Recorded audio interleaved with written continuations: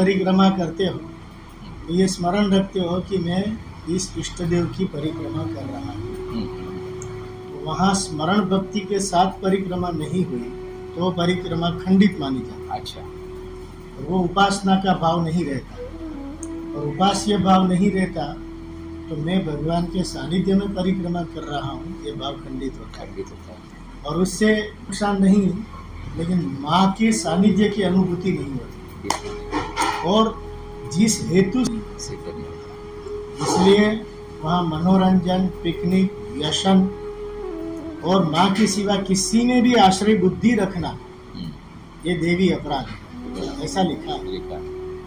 तो वो तो सब उसमें आएगा ही, लेकिन परिक्रमा का सीधा उद्देश्य है कि स्मरण भक्ति, कि भाई मैं जिसकी परिक्रमा कर रहा हूँ उसका तो स्मरण होना ही चाहिए। वहाँ ऐसा थोड़ा है कि चलो स्मरण भी किए बगैर हम कुछ भी बातें करने लगे, ये नहीं होता। अनिवार्य है। और लोग तो अभी आजकल मोबाइल ज़्यादा लेकर घूमते हैं। सही बात। अब मोबाइल में भी दुनियादारी बात चलती रहती है, तुम कहाँ पहुँचे, मैं भी नहीं यहाँ हूँ, मैं पहुँचूँगा, वेट करो। अरे वहाँ माँ के सिवा किसी का वेट नहीं करना। ये सब समझदारी का अभाव है। स्वामी जी, ऐसे भी लोग परिक्रमा कर रहे हैं कि अगले वाले अन्न क्षेत्र, क्योंकि 2 बार परिक्रमा कर चुके हैं तो पहचान हो गई, तो अगले वाले अन्न क्षेत्र में बोल के रख रहे कि हम 20 लोग आ रहे हैं, ऐसी ऑर्डर कर रहे हैं जैसे होटल में ऑर्डर करते हैं। कुछ लोग मोबाइल के मैप के ऊपर देख के रास्ता ढूंढते परिक्रमा कर रहे हैं। अरे तो ये क्या हो गया? तो माने अभी यंत्र पराधीनता हो गई, यंत्र, इसको यंत्र पराधीनता कहते हैं। लेकिन जहाँ भी लोग आते हैं तो बोलते हैं कि हमें तो वहाँ आगे रुकना है क्योंकि वहाँ गांजा मिलता है। लो, अरे भैया, माँ ने तुमको यहाँ रोका है, फिर आगे जाने की कहाँ जरूरत है? लेकिन ये सब बातें क्यों होती है कि उनके हृदय में पूर्ण शरणागति नहीं होती। मैं बार बार लोगों को कहता हूँ कि तुम माँ के घर में आए हो और माँ के शरण में आए हो और उनकी आज्ञा और विश्वास से जीने का अभ्यास करो। और माँ तुमको जैसे रखती है, जो खिलाती है, उसमें आनंद का एहसास करो। लेकिन ये तो यहाँ से बोलते हैं आज तो हमें बद्रिक आश्रम पहुँचना है। अरे भाई, किसने कहाँ पहुँचना है? ये जो लक्ष्य लेकर चलते हैं ना, वो अज्ञानता है। टारगेट, रोज का टारगेट 25 किलोमीटर माने वो अज्ञानता है और लक्ष्य रखना, इधर पहुँचना है। और ये भी संकल्प रखते हैं हमको तो जल्दी पहुँचना है। अरे भाई, जल्दी पहुँचना है तो निकले ही क्यों? मैं तो बोलता हूँ लोगों को कि हमारे गुरु महाराज ने कहा जल्दी पूरा करके आ जाना।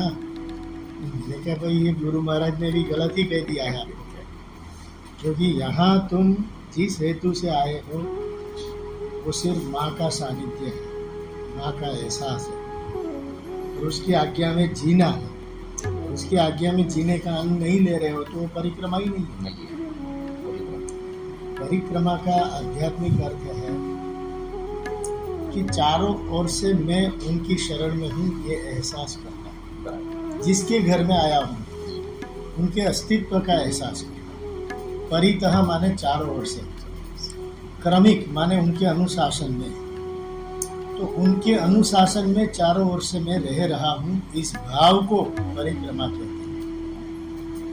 और केंद्र में मेरी माँ है, केंद्र में दुनिया नहीं है।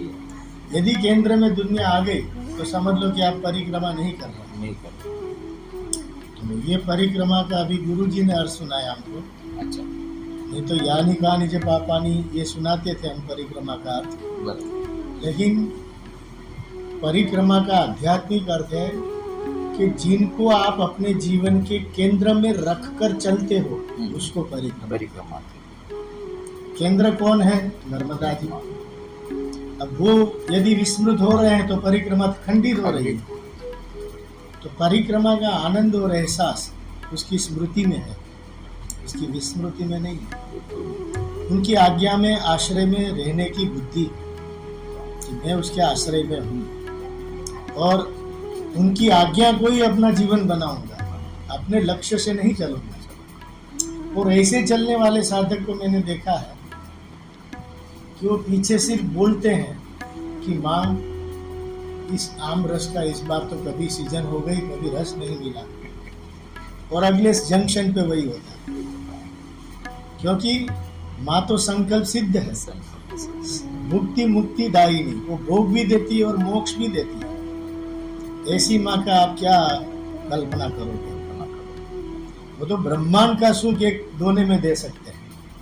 तो ये तो छोटी चीज है जो आप मांग रहे हैं, छोटी एकदम। तो होता है, लेकिन हम तो उनको सबको बच्चे समझकर छोड़ देते हैं। लेकिन मूल बात इतनी है कि परिक्रमा का आनंद तब आता है जब माँ के आश्रय से चलते। माँ में आश्रय बुद्धि ना हो तो चलना बेकार है, फिर वो यात्रा हो जाती है, परिक्रमा नहीं होती। यात्रा और परिक्रमा में और यात्रा में यही फर्क है।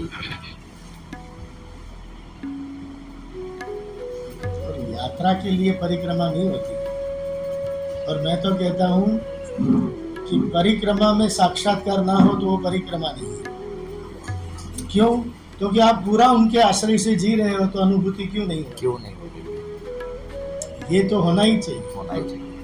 और मैं यहाँ से निकलते हैं तो अच्छे साधक होते हैं तो बोलता भी कि आप दुनिया को भूल जाओ, जिसके आश्रय में जी रहे उनके प्रति रोज रुदन करो कि माँ तुम्हारा दर्शन कब होगा, मैं तुम्हारे वियोग में जी नहीं सकता। ये एहसास होना चाहिए जो गोपियों ने कृष्ण के वियोग में ये रुदन भाव किया था। वो नहीं हो रहा है तो तब तक जिद करो कि जब तक तुम साक्षात्कार नहीं कराओगी तब तक हम आपकी शरण छोड़ेंगे।